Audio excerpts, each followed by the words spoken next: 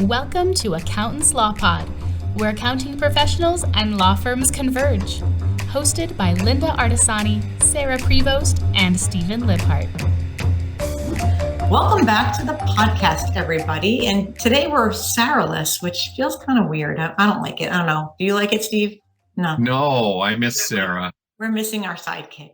But this week, she's traveling. So this week we're going to talk about, with legal accounting, we're going to talk about some real life scenarios and really the ethical side of legal accounting and why it's so important to have us be in place to help the attorneys do the right thing. And I think we should kick it off, Steve. I don't know if you actually have it open, but Rule 1.15, which is an American Bar Association rule. It's not even a localized rule. It's the rule, I like to say it's like their Bible. They have to live by this rule. If they don't, they can get in a lot of trouble. So it's, do you have it, Steve, at all that you could? Yes, I pulled it up. It's not populating by Yeah. It's giving me all the slides separately, but I'm pretty familiar with 1.15. So go ahead. If you want to just explain what 1.15 is, because it's a pretty heavy, it's a heavy topic, but it's important because the main reason, because when they take a retainer, that money is not theirs. So it's really about the client-lawyer relationship when it comes to and the money side of things. So, what I was gonna suggest for Rule 1.15 right off the bat is don't be intimidated by it. Actually, embrace it.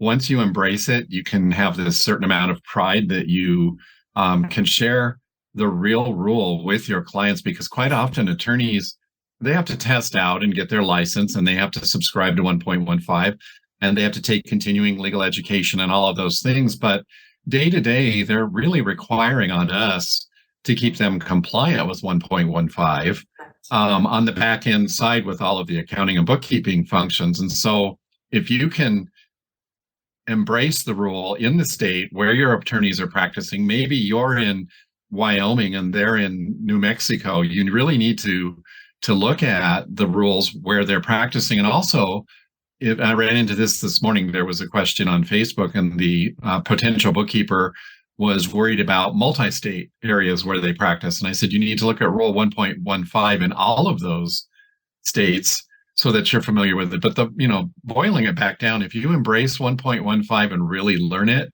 it's fun. I'm a geek that way. I just love it. And if every once in a while I don't know an answer, and I'll go back and look it up in 1.15 in our state. And the other thing is, if you can get on the mailing list at the Bar Association or the email list or what have you, you'll get updates to 1.15 as they occur. Right. So in 1.15, a lawyer shall hold property, so usually client funds or retainers of clients or a third person that is in the lawyer's possession in connection to with a representation separate from the lawyer's own property. Basically, the attorney will collect funds, and it has to be put in a special bank account, a trust bank account, sometimes called IOLTA. And one of the things, and this has come up in conversations we've had with attorneys, is if they practice law in, I'm going to just use Oregon and then Idaho and also Washington, kind of close by states, they have to have an IOLTA in Idaho. They have to have an IOLTA bank in Washington. Any funds collected in those states has to be put in the bank account in that state. They can't be dumping it into the Oregon one if it's a client and they're doing work actually in Washington. They can't be moving the funds in or just having one bank account. If they've practiced in different states, they have to be licensed and they have to have those bank accounts. The other thing about trust bank accounts is the bar actually there's a place where you can look it up on the bar to know what bank accounts are allowed to have trust accounts. Not every bank has them. We had a nice conversation with Relay Bank. We love Relay Bank for paying bills, but they don't have trust bank accounts. So it's a specialized bank account. They usually, like if it's IOLTA, they collect interest, and that money is used to help people who can't afford representation. That money is used for that, and the interest made on the account is collected and then swept back out again for that purpose. So I know that money is put there and tracked there. And this is where our job is critical, because if somebody's not tracking it properly, because it's not just one person's money in a separate bank account. It's a whole bunch of person's money in this one bank account. And we have to track the individual portions of it. And a couple of things there. I'm in Colorado, and ours is called the Colorado Legal Trust Account Fund, with COLTAF for short. Mm-hmm. And you actually, we drive people to that website all the time and tell them, look at the preferred banks. So they'll have a list of all the banks that can operate COLTAF accounts, and then they'll have the preferred list. And we always drive people to that preferred list. Mm-hmm. And also, one of the things to consider too is, let's say you're working with a real estate firm and they have huge transactions, maybe $300,000, $400,000, $500,000 at a time that they're holding. The client, their client, actually has a choice if they want that held in a separate trust account and earn the interest themselves. And to Lynda's point, the interest in these regular trust accounts for retainers and all of that, I know in our state here in Colorado, it's divided up per the population percentages in each county in Colorado. Mm-hmm. And those counties get their share of that interest money, and it's worth millions and millions of dollars, just to put it in perspective. And that county gets their percentage. And then if there's people in the county who can't afford legal representation, they get a grant, they get money from that fund, which is so cool. And I always love to educate people on that and say, there's a purpose behind the scene here for all that money, which is awesome. And when you think about it, does the lawyer's money ever go into that trust account? It can sometimes, because sometimes they're allowed per state. So it depends on the state. They can't keep a bumper crop in there, though. Sometimes attorneys are so nervous around the trust account that they'll leave a lot of money in there. And that's not, that you can get in trouble with the bar just for that, not moving the money out when it's earned, because now you're really kind of not showing the income that you've earned. But sometimes attorneys will leave it there because they're afraid of, they really don't know what piece of it's theirs. And they just say, well, I'll just leave it there. And then what they'll do is leave it.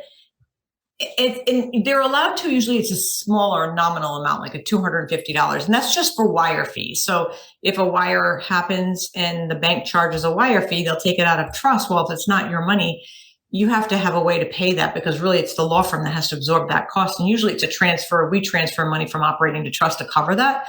But, and we make a sub liability for it so we can document it and make it nice and clear on the books. But that's also depends on the state. So again, to Steve's point in the very, very beginning, wherever your attorney's working, you need to go to that bar association and really inhale this rule 1.15, to really understand it and make sure that you're abiding by it. Because in some states, I think there's some states that are not, they don't really allow that. And then there's some that different varying amounts. So you kind of really need to know that. Well, and here's a new twist too. A lawyer is responsible for keeping in trust, if you will, sometimes tangible assets of a client. Sure. And that's a whole different animal in itself. Whether it's a safe deposit box they have to rent and put valuables in, or whatever, they can't just stick it in a file cabinet in their office. They've got to protect that property on behalf of the client. So, and that falls, under 1.15 as well. And the other thing with that is, it doesn't hurt you as an accountant or bookkeeper for a lawyer to actually ask to see each client contract as they sign on new clients, and read the documentation in that contract as to what they're representing to the client. And an example would be, maybe it's staged billing, if you will, where at certain points during the case, they can take money from the trust when certain things happen or certain triggers happen.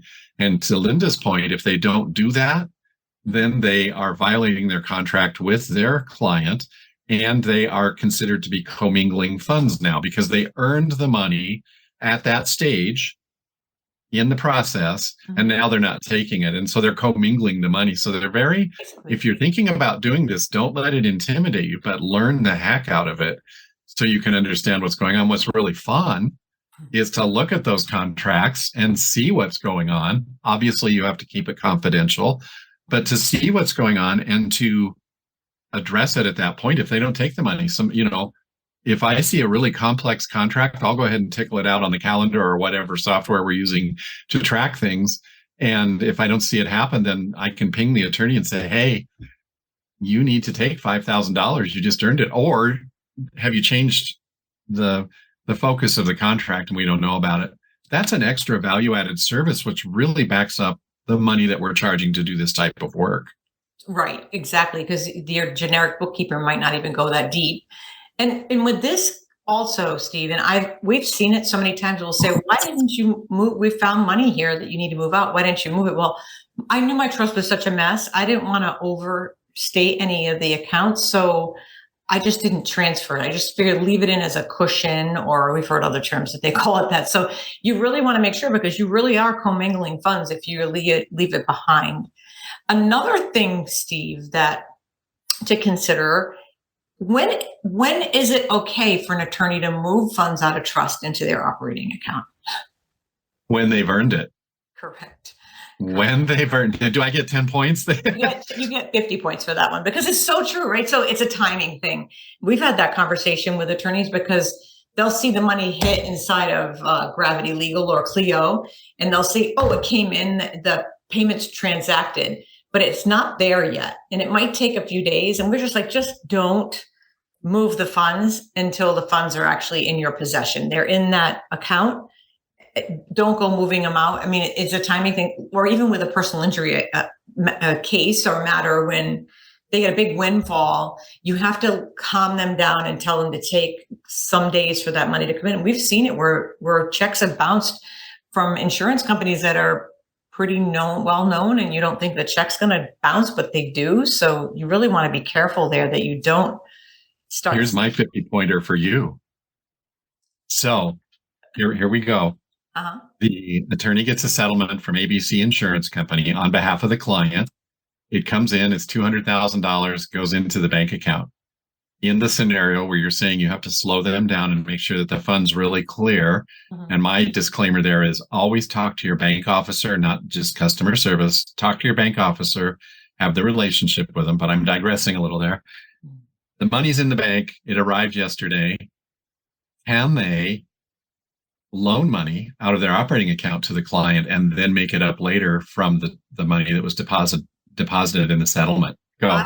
I have seen law firms loan the money. I would say it must be state regulated, because I know in some states it's a no-no, and in some states I actually know that Georgia allows for the loaning of money.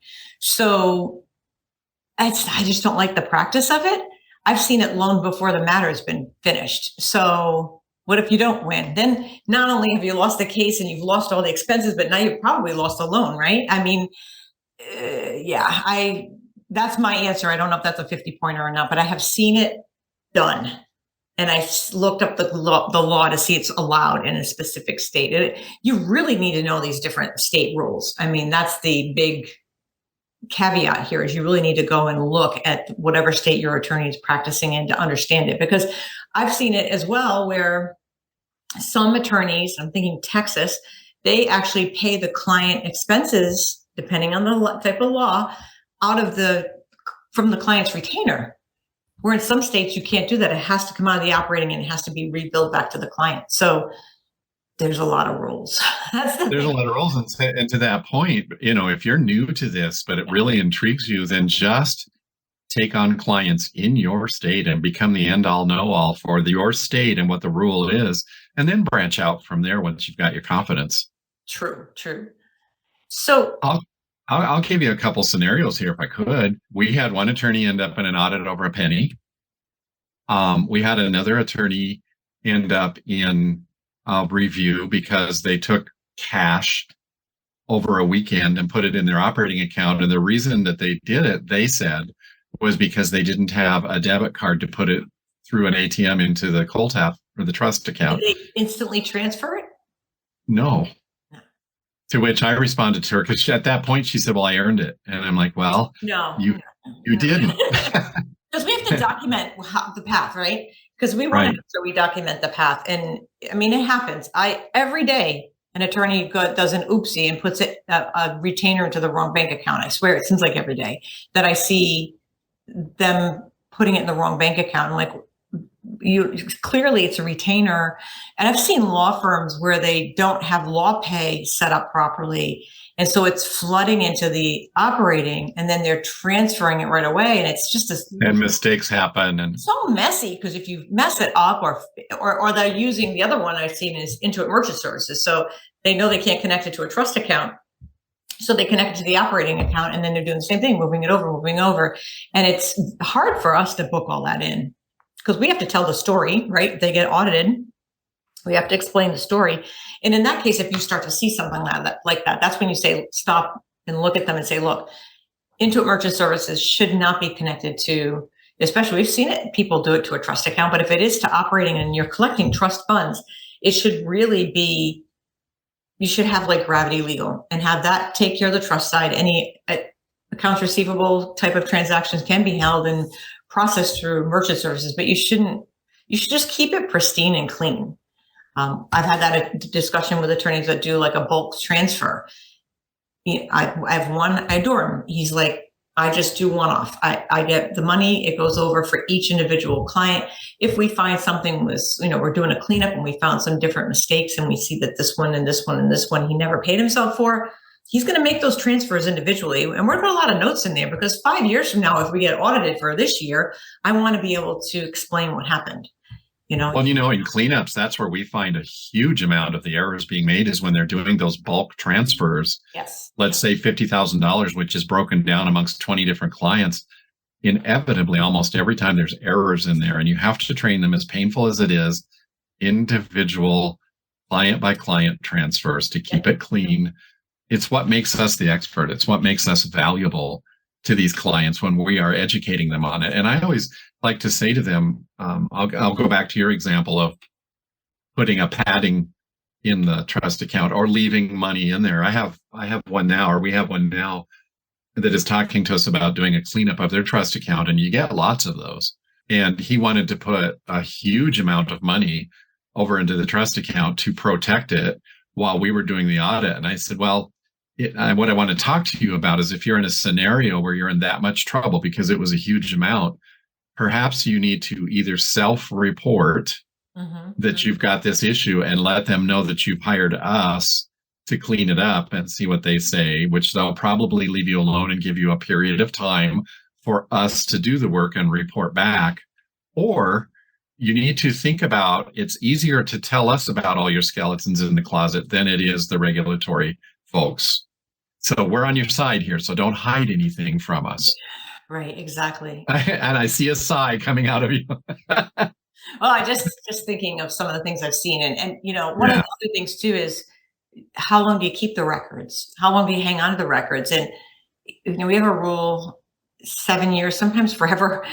7 years could mean more than that because you have to kind of gauge the overlap year. And it's the same thing with like keeping your other records, but depends on your state for state requirements. But also I think it's just kind of hang on to that stuff. And bank statements too. I think a lot of times, if you've ever closed a bank, oh my goodness, closing a bank and opening up a new bank, don't close the original bank. Even if it's just $1 in it, hang on to that because you lose all access to the downloading when you close it. And that's where we can, unless it's perfectly done, you want to make sure you've got all the statements out. Otherwise, it costs you a lot of money to go back in and get that stuff. Lynda, what do you guys do when you discover that it may go back further than they think, and they've already switched banks and they tell you, I no longer have access to the bank statements? And I'm sure you guys run into this. What do you do in that scenario when you're like, well, we see that this might be going back to 2015. Where's the cutoff? Where's the pain point? What do we do with the folks at the regulatory agency? Well, one of the things that we do is especially if there's been tax returns processed on this data, right? So you've got this data, it's not correct. You want us to go in and figure out your trust account. And the best we can determine, because we open up the balance sheet, we pull it out for all years, we total it by year, find a year that it balanced, and then expand the next year to figure out when it started to get messy. And I think we just had one, 2015 is where it went messy. And then you have to have the talk with the client about how do you want us to approach this? Do you want this cleaned up? The right way is to go all the way back to 2015. Now, I can't really do that in the QuickBooks file, figure that out, because that would involve me unraveling bank reconciliations, making adjustments I can't make adjustments in years where the tax return's already been processed, because you've already told the government, this is what I did, this is what I made. So what we'll do is we actually take the bank statements, we put them into Excel format, and then we figure out the trust month over month in a pretty much old-fashioned spreadsheet where we gave the client this body of work. So they've got an actual record of every trust account. Every tab will have all the names on it per year. That's what we do. And then wherever it went wrong, which guaranteed somewhere along the line, you took too much income or you didn't get enough income, and it may have happened in 2017. We have to make the adjustment in the current year with lots of notes to explain this is how we trued up what we just discovered as we unraveled and fixed and rebalanced. Now, if they can't get the bank statements, I have not had that happen. I've had it happen where the client says, I'm not going back that far. I'll take my chances. Get that in writing so that you've now exactly this. Yes. And as the bookkeeper or accountant, you've informed them. It's their decision that they don't want to spend this chunk of change to undo it, because it's expensive to go in the route of going back to 2015 and unraveling and rebalancing. Well, quite often it costs them more for us to clean it up than what the actual error is. A lot more. Oh, totally. And then you're just mitigating the chance of the chance of an audit that might or might not happen. So it's really, they have to weigh it on their end and they have to make the decision.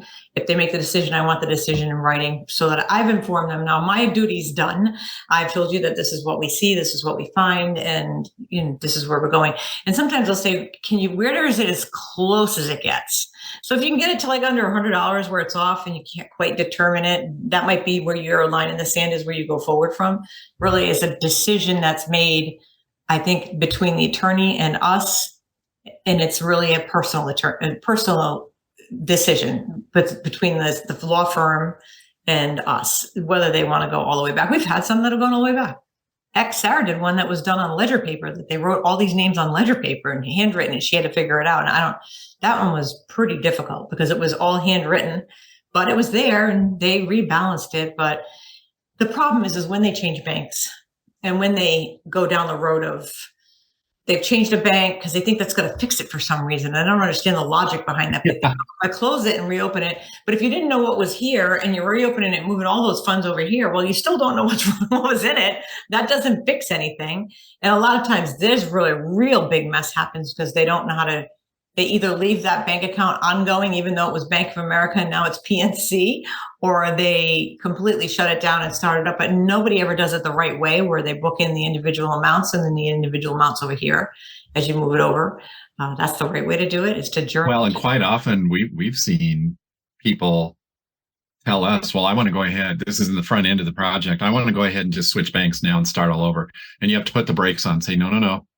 Yes. Don't do that. Just leave it alone. Let us do our work.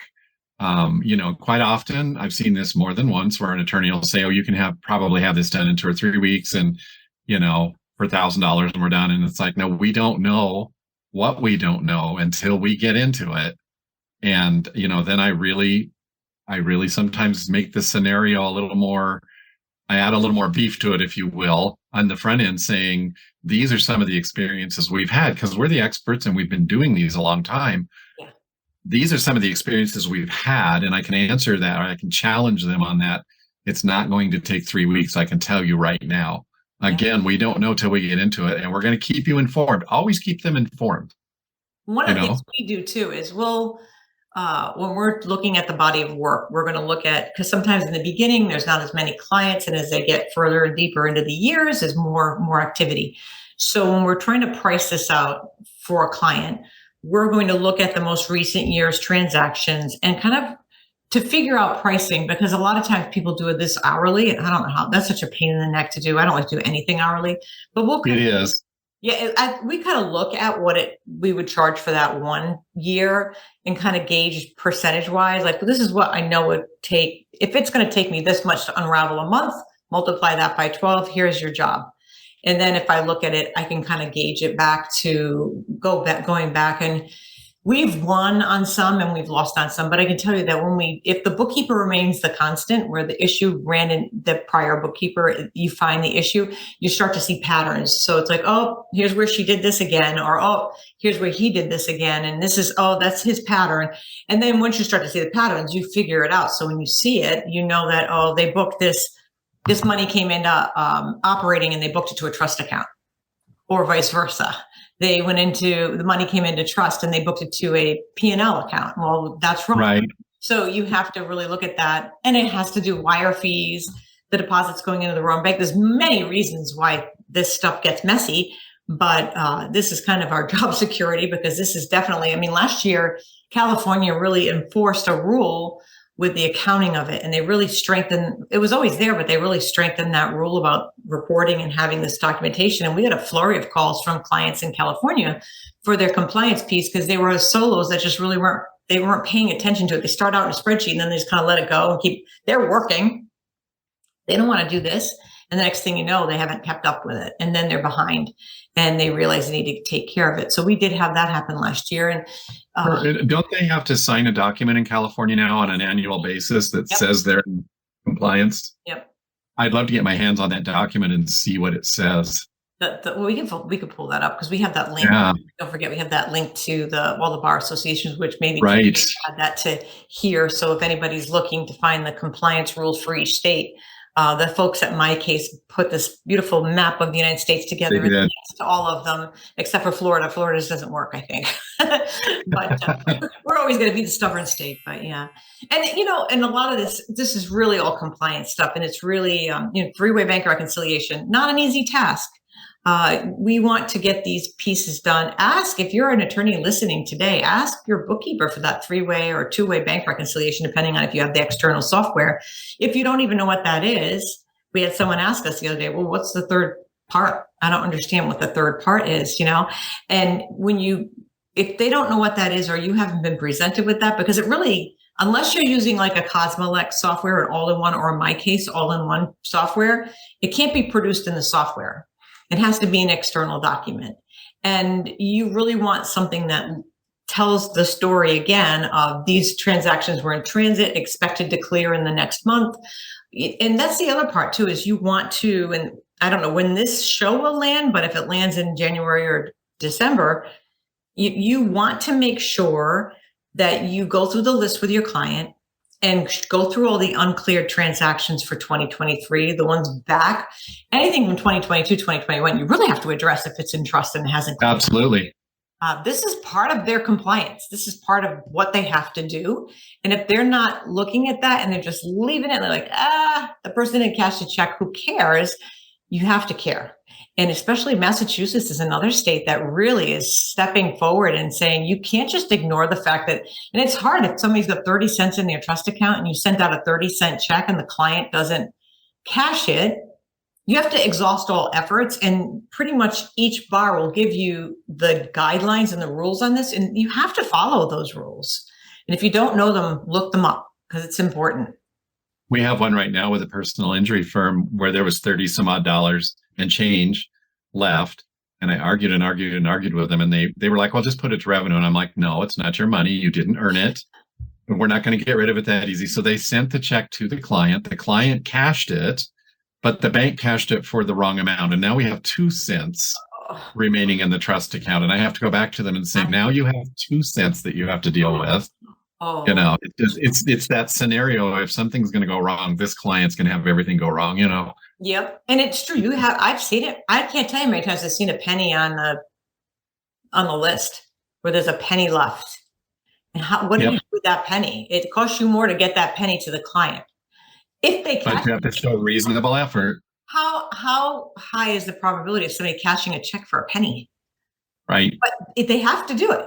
So that's the other part of this, is going through those lists, also go through your trust list and start to activate ones that are not active anymore. Clean up your lists at the end of the year. It's a good Well, you know what? Going back to that penny or the 2 cent example that I gave, again, being a trusted advisor to your client, the attorney, go ahead and create a ledger, print the report out of QuickBooks, title it this client's ledger, so on, whatever, pretty it up. Offer to write the letter for the attorney. They would sign it, but this is what happened. We're required, you do need to cash this check, and help them. And they're going to think you're a hero. It'll take you 5-10 minutes to write that letter, as opposed to every month looking at that penny and arguing with them about it. Yeah, I mean, that's so true. And that's really where you're going to shine and step yourself forward. Absolutely. As that trusted person that is really caring and watching out for your client. So those are the little tips that I think really are important. We've got a couple of scenarios, Steve. We'll just discuss these are actual cases that happen to attorneys. I'm just going to, I got to go to the Florida one. There's the state that doesn't comply, right? So maybe don't hire the walking red flag. So this was in a smoke ball presentation that Sarah found through somebody. I thought this was pretty cool. So here's the facts of the case. An attorney knowingly hired an employee who was convicted of 11 counts of wire fraud and sentenced to 41 months imprisonment and 5 years probation and restitution of $7.9 million. Right there. What were you thinking? Were you that desperate to hire somebody? Yeah, what's the rest of the story? Oh, the employee was hired despite the federal probation officer warned this attorney that it was inappropriate to hire a person previously convicted of fraud and embezzlement. 5 months into the employment with this person, the employee stole and forged the owner's signature. First of all, don't ever have a stamp. Don't stamp your signature. Don't get lazy. Sign your checks. Second of all, don't have checks, right? Don't have checks. And the checks. But yeah, so they signed it and spent money, $20,950 on cosmetic surgery for their girlfriend. Oh, no. The attorney was terminated. The attorney terminated this employee and was given back full reign over the real estate closing. So he was a real estate attorney. So the employee ultimately stole $4,750,000 plus. That's a lot of money that they stole. So maybe don't hire the walking red flag. The attorney failed to supervise the staff due to lack of meaningful post-closing supervision and follow-up employee action. And one of the things we tell our attorneys, look, you control your bank statements. You should be looking at them as part of, and it's boring. Nobody wants to go looking through a really long bank statement, but in the old days, and I don't know if this will maybe resonate with you, Steve, I used to have a process where they would review them. They would be mailed to their home. They never were mailed to the office. And the firm owner would sign it. So I knew they had seen it and looked at it. That was my compliance in the old days of paper, right? But I think at least you should have eyes on it and look at what's going on there, because that's how you're going to spot fraud. It's part of your due diligence. This attorney was disbarred. And rightfully so. Here's the flip side to the signature example that you gave, where they used to sign off on the bank statements. I used to put that rule in place. I want you to sign this bank statement and send me a copy every month that you saw it. Now, what we create is a report for them that shows what their billing software says, what the bank says, and what the bookkeeping system, QuickBooks, says. And then we show the variances like checks not cleared or things like that to show them whether they're in balance or not. And they can get that document from us every month. And so we have a trail and they have a trail that we all had eyes on it. And if you're sitting in an audit, Sarah and I have been through some audits with attorneys. They really like it that a law firm has an outside person doing the books. That's not somebody in the firm, and it's somebody outside that they can trust. And sometimes we have to write a letter and say that we agree that this is balanced. We have done the work. It's completed, and this is our three-way, and all the records are correct. And that's another part of making sure that you just compliance and complete transparency really is what you're looking at. I like this one. So this one is titled, "I'm a lawyer, not an accountant." So this attorney, small, low-income firm, had 6 bank accounts. Oh, 6 bank account thing. Oh boy. But could not afford a sophisticated accounting system. So no accounting system was used to track the funds.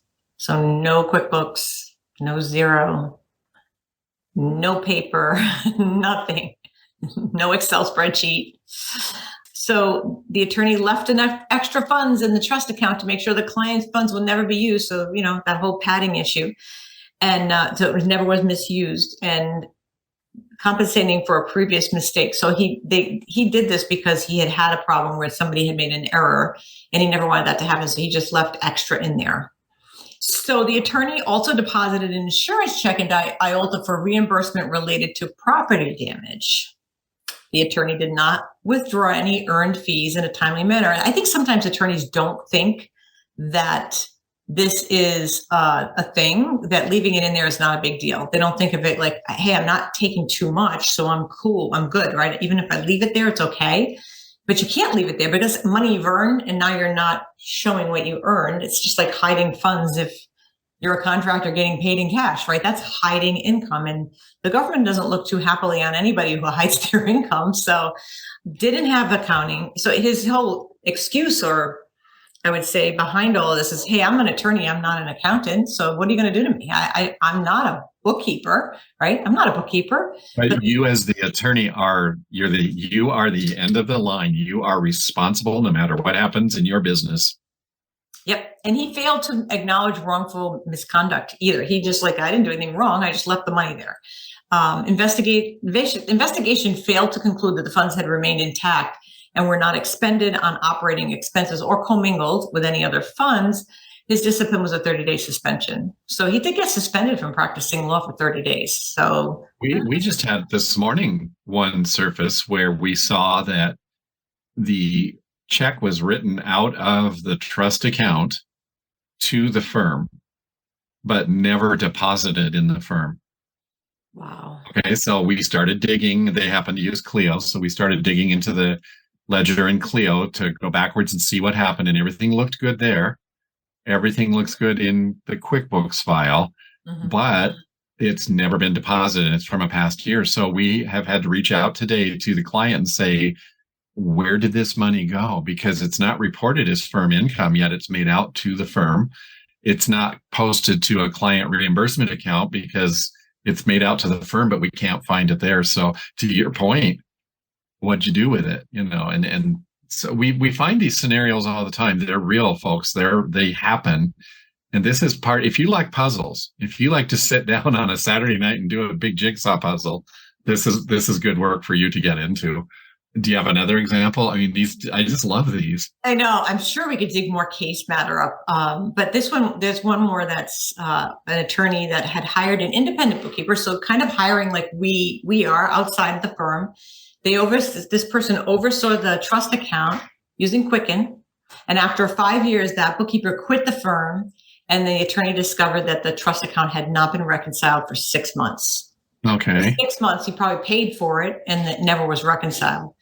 So the attorney hired a CPA to audit the IOLTA, and after a 5-year period, it was overseen that the bookkeeper and overseen by the 5-year period, it was overseen by that bookkeeper that the firm's IOLTA was just the management practices were not in place.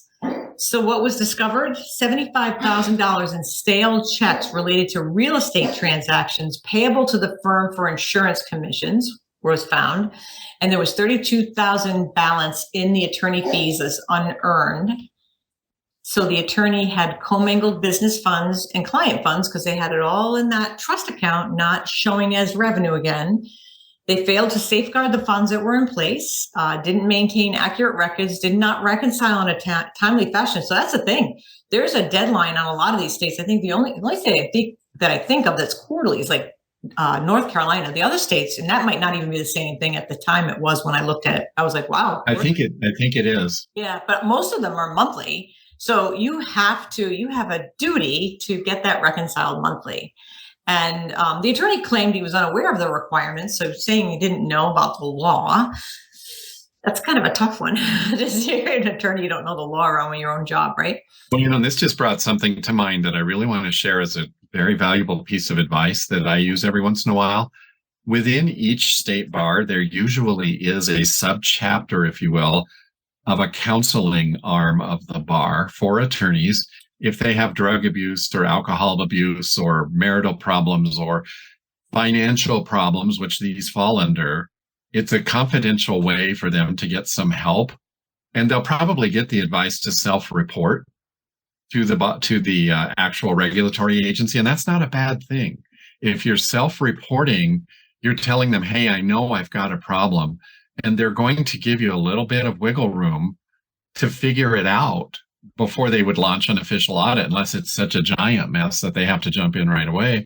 But generally, I mean, they're good people. They're usually attorneys themselves. Right. They understand. And if you self-report, you're giving yourself some grace to get this project cleaned up. And that's where we come in. That's where we as experts can say, okay, we're going to fix this. We're going to help you figure it out. And the thing I want to really emphasize is document every single step, everything. If you have, as an example, in the QuickBooks file, I don't know if Xero is this way, and I apologize. Sarah's not here to correct us today because she's such a Xero fan. But in QuickBooks, we actually will attach PDFs of the emails, the conversations, the documents, the bank statements, whatever we need on each transaction. To your point from a while ago, it could be something you're dealing with from way back when, and you're not going to remember it in 6 months, 8 months. Heck, I can't remember tomorrow, today, or the next day, or whatever.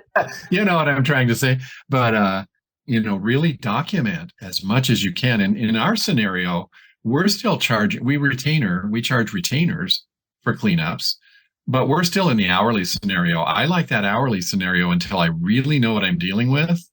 And then it's not uncommon at the end for us to give a courtesy discount back to the client. So that scenario works well for us too. Mm-hmm. Because again, we don't know up front. I mean, you seem to be a wizard at that, but I'm not quite at that safety place with myself after all these years. That's one of the few places where we charge an hourly fee. Well, it's funny. We started out that way, like 1 year would be this, and depending right. Go back.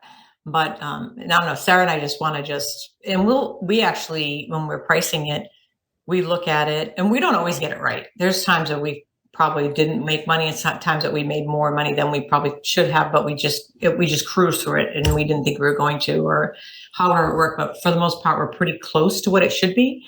But that's how it's a balancing act with pricing as it is anyway, even with hourly, even with like a regular monthly. Right. But I think I want the attorney to know what it's going to cost.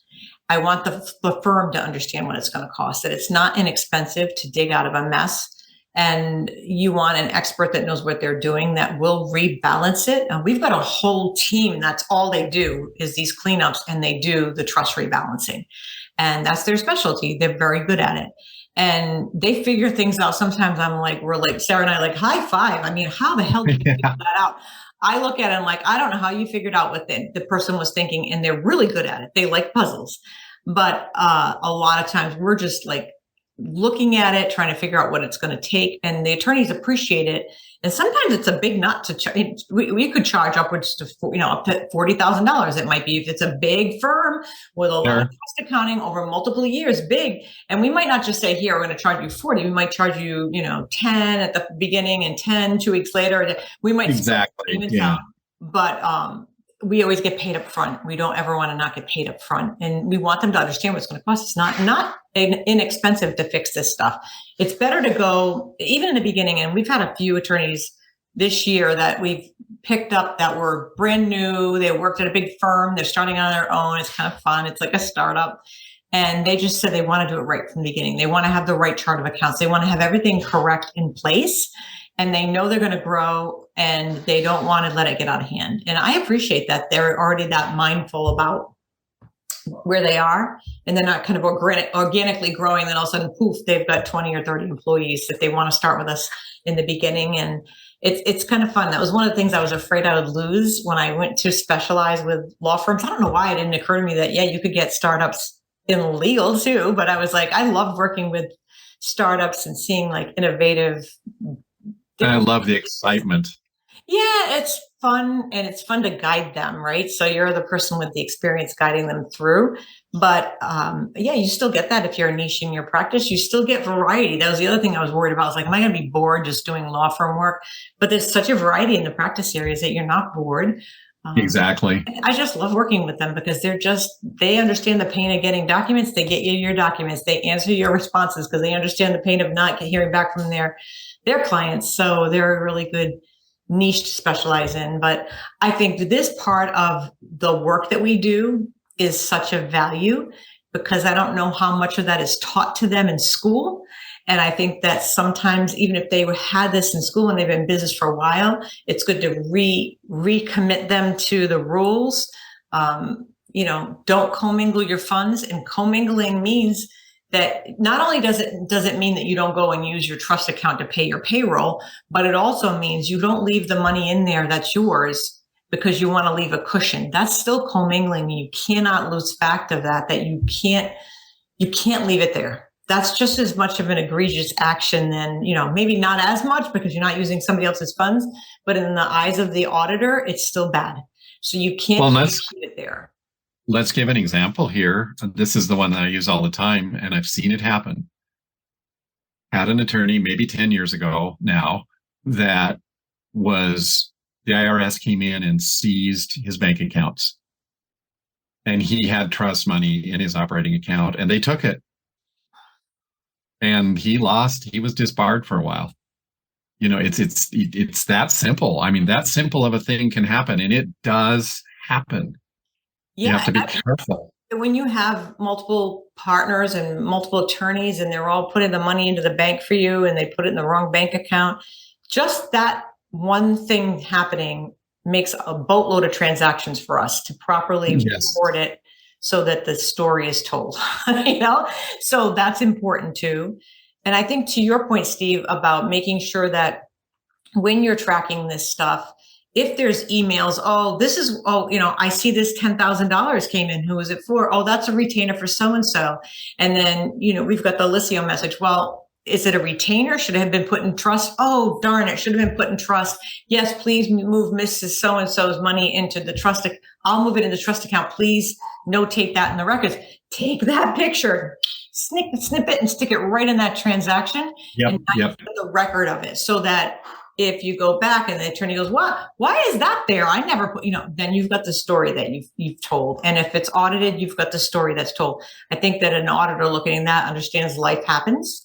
And I've seen it where attorneys have transferred money out by accident and transferred it into their personal instead of moving it to operating because everything's all on one page, not meaning to. They mean to move it to operating and then move it into their personal as a distribution, but they bypass that step and by accident. And that's another problem that I understand what you were going to do, but you can't do it the way you did it. You can't just transfer it out of IOLTA to your personal. That's a no-no. And I've seen that happen as well. So you have to deposit the checks in a timely manner. We're getting to that time of the year. And I don't know when the show will land, but you're getting to that time of the year where they're like, I might deposit it in January instead of in December, even though I've got it sitting here on my desk. No, you have to deposit the funds. And if it's not for a retainer, obviously the retainer is going to own the trust account, won't be a factor in your numbers. But if it's accounts receivable and it's going to go right into operating as legal income earned, you can't hold on to that. You got to put it in and, it's earned. You got to have it there. And well, the IRS will ding you if they ever audit you and find out that you were holding checks at the end of the year. So I used to be a game contractors played when I worked for contractors a long time ago. Yeah. A story I'd like to share. We're working with a firm that's going to go right now. We're recording right before Thanksgiving in November.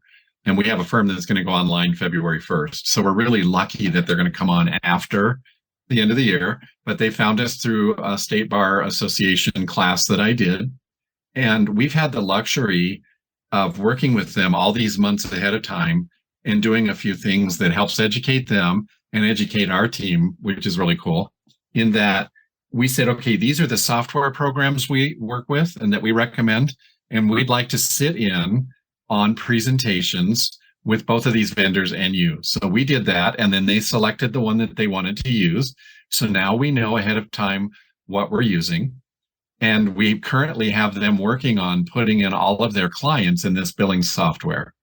Once that's set up, then we're going to be working on their chart of accounts over in QuickBooks and setting up the clients over there with the retainers and all that. But the luxury, and where I'm going with this, the luxury that we have right now is we have this period of time to train them on their trust accounting so that when we hit the ground running in February, they've got it. They understand it. They know what has to be done.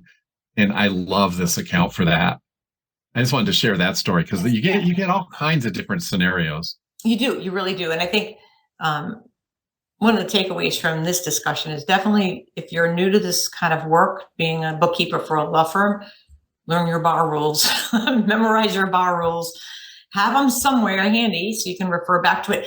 And sometimes if you have to educate the attorney, you might have to turn around and give them a copy of that. I mean, we just had to do that with the 1099 stuff. So, you want to make sure that they understand this is the rule. And actually, even with advanced client costs, there's a whole paragraph about that. Know those rules so you can stand in, I'm not making this up. This is what your bar says. Reconcile every month. For sure. And if you have an outside firm, make sure you're still active in it. Don't just kind of say, oh, they're handling it, because you could see from that case where the person was assuming it was reconciled. If you're not getting the records every month, then probably an issue. And sometimes that comes from, you hire a company that's doing it really inexpensively and they're just after the fact bookkeeper and they're just not keeping up with the work, which you can get away with that in most industries, not in the legal industry, not at all. Well, and look at your bank feeds every day. Yes. Your bank transactions that are coming into that trust account and things that are going out are going to tell you a lot, and you're going to nip a lot of things in the bud right away. Sure. Every law firm client, I think, should have their bank feeds looked at least every 2 or 3 times a week at the minimum. We like to do it every day when possible, but just to catch. Not to the point. We have one attorney that likes to look at them and wants to know why his QuickBooks different and gets very upset when the numbers don't align perfectly. It's like, well, they won't if we've got checks that are outstanding or deposits that are outstanding. And but he gets obsessively compulsive over the bank feed. So yes, keep an eye on the bank feed. Look at your bank statement. Look online in your banking. Just keep eyes on it because it is important. It is your fiduciary duty to maintain these records and to take care of these records. That's not your money, and you have an obligation to make sure that it stays properly accounted for. I think that's probably the biggest thing, biggest takeaway is make sure you keep yourself involved in this. And I think that's probably the best advice. Do you have anything else you want to add, Steve? I don't think so. Well, yeah, there is. And I know you're going to mention this in the close, yes. But I'd like to talk, if we could, and speak to the newbies here that are listening today. Tell us a little bit about the Law Lab. Oh, the Law Lab. So our Law Lab is a special group of people. We meet every Friday, not this Friday because it's Thanksgiving, like you said, but I don't know when this show will land. But we meet every Friday and we talk about topics like this. We talk about how to fix a trust account, which is broken, and how to go through the steps to figure that out. We talk about pricing. We talk about marketing. We have a lot of topics. We've had some pretty interesting topics, don't you think, along the way? Absolutely. We're going to be talking about KPIs again, because we had some requests. We go into practice areas. So what are the nuances of different practice areas and what you should know and working with specific ones? Well, and the Law Lab is a safe environment. It's where you can bring your concerns, your questions, your fears. You're in a group of like-minded people. Some of them are new, some of them have been around for a long time. It's a great platform to really share and learn. And number 2, if you have a really specific challenge with a certain set of legal books, we will stop the recording and we'll actually look at the books and help you fix them. Yeah, and that's probably one of the most beneficial pieces of it, because I think that when I've had people reach out and they're like, I really am interested in your Law Lab, but I don't have an attorney client, but I really want to, and I wanted to know if there you go. Group. Yes, you can. I only have one attorney client. Will that be valuable for me? Yes, it is. Because it's not just about working with the attorneys too. It's also about business growth and staying on top of technology. And we just came out of QuickBooks Connect talking about technology in the legal industry. So, that was amazing. It was amazing. So we've had a lot of different topics, and if you have a topic you want, you can just ask for it and we'll throw it together. And we have a lot of great guests too. We stay on top of technology. Talk about the Facebook group. Where can they find us there? Yes, so we have a Facebook group that's also called the Accountants Law Lab. It will be in the show notes. So the Facebook group is free. Obviously, dive in. I share a lot of content there. We answer questions there, and everybody in the group answers questions. So I try to kind of stay out of it, but keep eyes on it. Make sure that people are answering questions in a nice, polite way and properly. And you do too. I know you do. Stay on top of the people that are in there and kind of offer our advice. Steve and I have been doing this for a very long time. Gosh, what if we combined all the years we've been doing this, Steve? It'd be a lot of years. I think we'd hit the We'd be retired. Why aren't we retired? I know. Because that kid who's not here is making us keep doing it. I love what I do. We love what we do. That's it. So on that note, If you enjoyed the podcast and you'd like to hear more content like this, we'd love to hear from you. So be sure to subscribe to the podcast and to our YouTube channel if you want to see our lovely faces. And just search Accountants Law Pod, P-O-D, and follow the links, or just follow links in the show notes that our beautiful Tiara will be putting in. If you have any questions or topic requests or guest suggestions, you can email us. If you want to even be on the podcast, come on in. Just email us. Come on in. Yeah, come on in. info@accountantslawpod.com. Send a message to our website. We have a website, accountantslawpod.com as well. Basically that is it on lessons from real life world scenarios and a little bit of an ethics lesson about how to have best practices when working with law firms. So I think we did it. And thank you for allowing us to be part of your world. Yes, with much gratitude. We really appreciate all of our listeners. And until next week, we'll see you all then. Bye now. Thank you.